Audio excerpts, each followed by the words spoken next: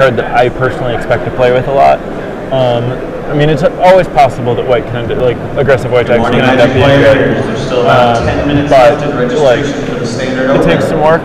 Not yet registered, please come up to the I mean, it's obviously very good if you go like Champion of the Courage into something and to like make it big and then double strike and kill them. Right. But like a lot can go wrong when you're on that plan. But it is nice that like you can play it and it's not easy for your opponent to kill, and you're probably an aggressive deck, so like it's not like they can just like casually kill it by doing a couple of points of damage. Like a burn spell is not going to get it done. They have to actually attack it, and that means that they're not having blockers. So it's good at being around, and the fact that it has an ultimate that is very relevant. Yes. So like it's going to hang out. It's going to be hard for your opponent to get rid of, and it's going to threaten a very powerful ultimate. Yeah. When I looked at it immediately, I didn't think of it so much as a planeswalker in the sense we're used to, which is like it generates this constant advantage, but more so as like once swords rotate, it's going to be that kind of threat. Like while it's on the board, each creature can be much more threatening. It's only good if you're being proactive, so your opponent's going to be fighting it the same way they would fight those kind of cards, I think. Yeah, it's very much an aggro deck planeswalker. Like, I mean, you're not going to like. I mean, I guess you could put it in a control deck as just like 3 mana gain 5 life. But like, I don't think that's where it's going to be at its strongest. Sure. So let's move on to Liliana. We've got 2 black, 3 loyalty, kind of a standard size, but this is a nice black planeswalker where most Lilianas have. The first one suffered a lot from her 5 casting cost. The new one was much better at 3, is seeing play in Legacy even. So where do you think this one's going to land? It's going to take a lot of support cards for it to be good. I really wish it had either had 1 more starting loyalty or a -2 instead of -3. Like, I don't like the 3 mana one can kill a creature and leave you with a 1 loyalty planeswalker, and the 4 mana one can't. Yeah. Or I wish that the -3 had been and/or, so that it could like pump your guy and kill their guy. So it could at least be like powerful. a swing removal spell. Yeah. As is, like, yeah, you can get a bunch of swamps. I mean, I get that, you know, never missing a land drop in a control deck is good, but it's only so good. Like, it doesn't defend itself the way that you want a planeswalker to, because it has to kill itself to defend itself the turn it hits play. So like you have to like have a stable board going into your 4th turn in mono black, which is like fine, and then like you probably need something that's going to actually take advantage of the ultimate. At the moment, I guess that's Crystal Brand. Sure. It would really like a Consume Spirit to be in the format. If it gets that, it helps a lot, but I don't really think that's enough without a lot of other good black cards to make a Consume Spirit deck playable. Yeah, I think Liliana's not going to be too much of a heater when she first comes out, but the next set, especially if we are getting Shocklands, as many people anticipate, makes so the she's Swamp actually Surge. fixing colors? Yeah, that could be a very interesting thing for a semi-mono black control deck to have available, like splashing all these cards. Yeah, I mean, if you play some, like, her Shade or whatever, so you can have more ways to, like, find your splash color or whatever. Sure. So, those are the N13 Planeswalkers. Let's talk about the zombies deck. And instead of zombies or in addition? No. Okay. We're going to talk about the zombie deck. Sam played the zombie deck at the Baltimore Legacy Open, I think was the last one. Somewhere. Yeah, I think that's where we did a deck tech on it. And it was very interesting back then. It has a lot of fun stuff in it. It's got Goblin Bombardment Lingering Souls is one of the more adorable. It's also got Gravecrawler obviously being one of the centerpiece engines. So this list is a fair bit different from the last one that you played. Yeah. The base core is the same, but you've tweaked around a lot of the cards.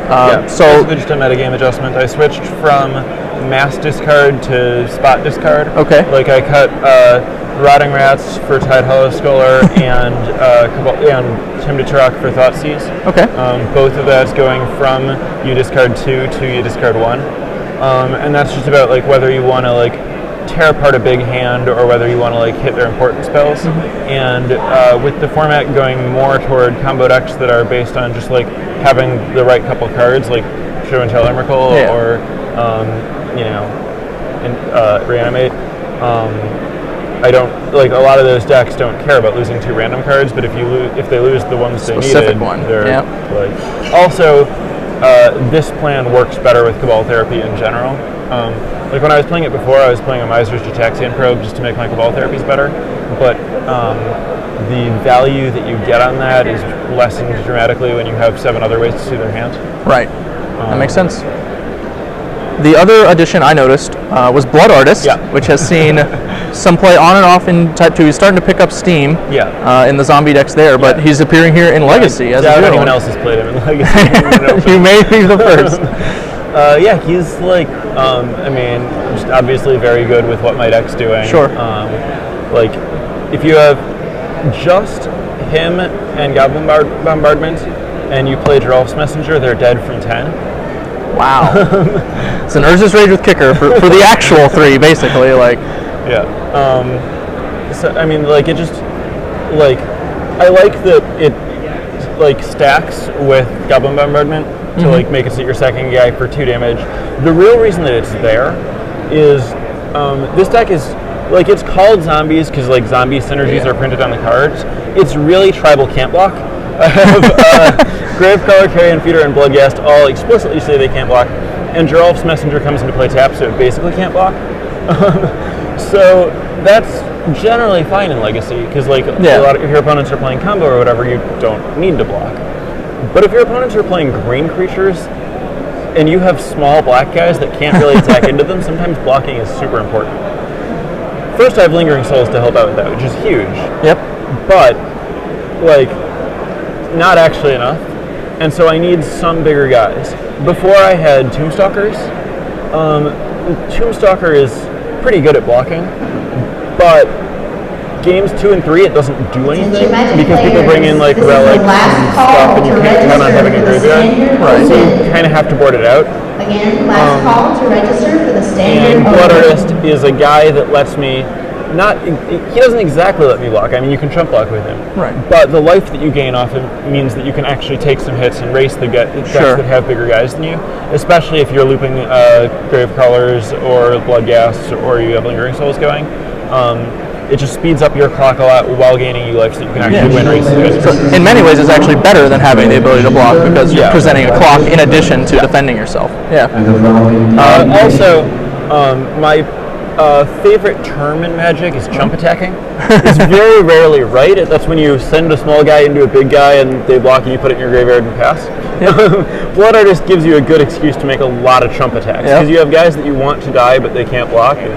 So you gotta do what you gotta do. I learned to chump attack early when one of my Magic lessons was if you're not gonna block with it, you might as well be attacking. Sure. And then we learned how to call the bluffs.